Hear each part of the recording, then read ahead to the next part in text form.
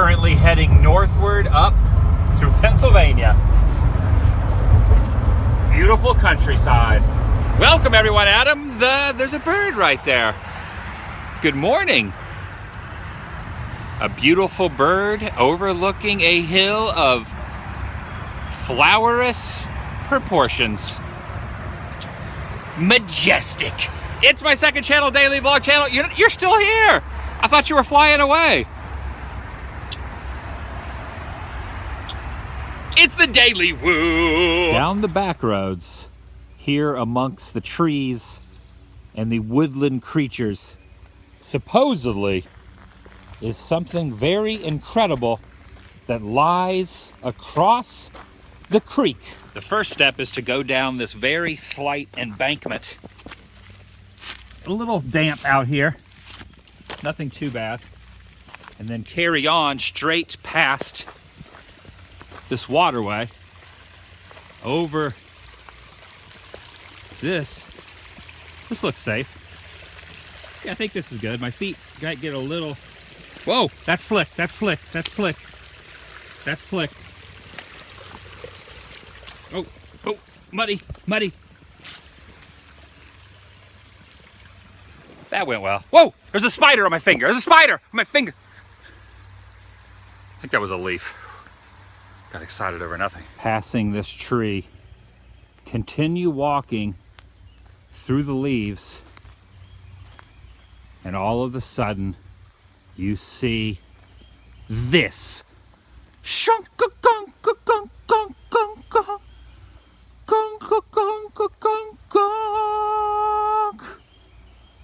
The creepiest fountain of youth on earth. And I am not exaggerating in the slightest when I say that. This is something straight out of a horror film. Look at this thing. Oh my. I don't even want to go inside there. I can totally imagine Pennywise the Clown residing in here. Just listen to the water dripping inside that cavern.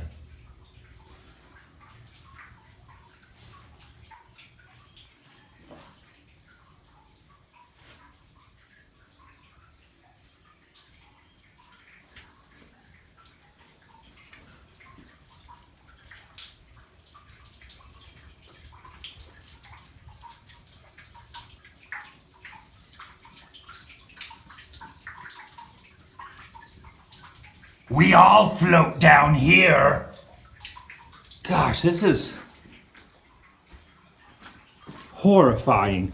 Absolutely horrifying in every possible way. I don't know if you share my sentiment, but if the prerequisite was to come out here at night, drink from the fountain to stay youthful, I think I'll just grow old gracefully. Thank you very much. I'll just take the growing old in stride gracefully. As the story goes, in the late 1930s, this structure was built over the spring, and people would show up in droves just to get a sip, just to get a taste of the youthful H2O, a little hydration to make you feel a little better and a little younger in life. However, in 1955, this entire area was deemed contaminated. Well, I mean, the property is safe other than some ticks and some snakes and probably some poison ivy, but the water is not fit to drink. This is the top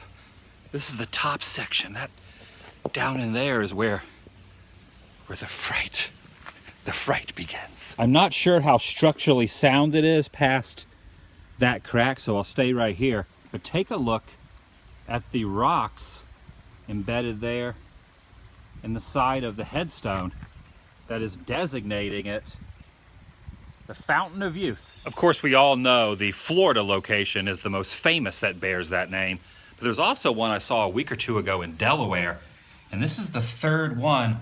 I'm going back in again. I have to experience this one last time before departure. I can't get over that. I cannot get over what could be down inside there.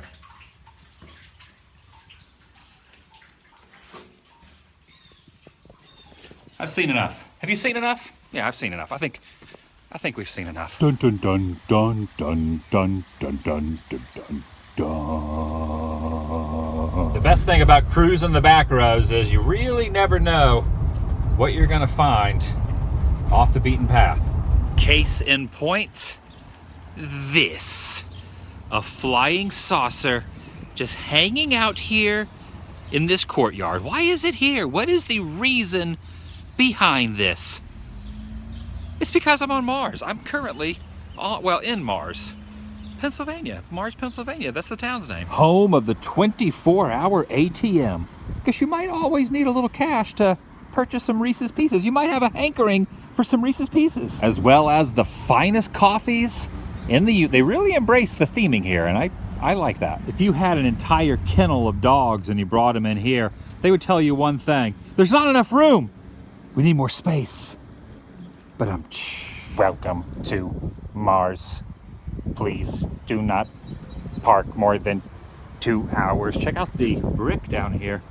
It's even inscribed and engraved with the planet and the circles around it as well. Behind this sheet of glass, there's some aliens there. Those look very friendly, but this guy, I don't know.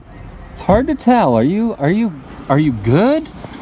Or are you bad? Why are you in that sheath of plastic? Makes me wonder.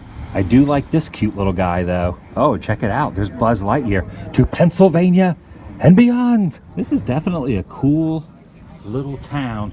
Oh man, they have a festival and look who showed up. Look at, oh no, they painted.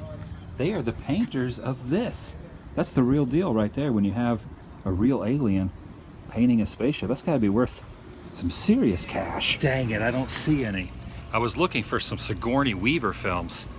They were all out. I'm about to load up on some nutrients in the form of a salad inside this plastic tray. Do not microwave. That's what it says right there. I don't know why I'd cook a salad in a microwave, but if I did, I wouldn't use that plastic tray from a grocery store called Giant Eagle. Chickpeas, oh yeah. A little broccoli there, cottage cheese. Oh yeah, this is gonna be good.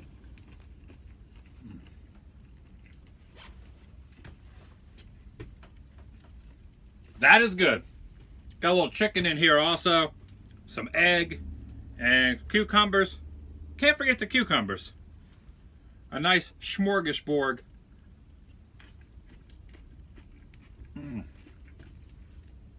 I needed this. I definitely needed this. Currently on I-76 westbound. Very beautiful day for travel. There are some clouds in the sky, but it is sunny, it's not raining, and the weather is not too hot, not too cold. Almost perfect for commuting from state to state. And that is the game plan. Departure of Pennsylvania very, very soon. Very soon indeed. I think we are close. I think we're very, very close. Oh yes, I was correct. Welcome to Ohio. I can't reach this. Oh.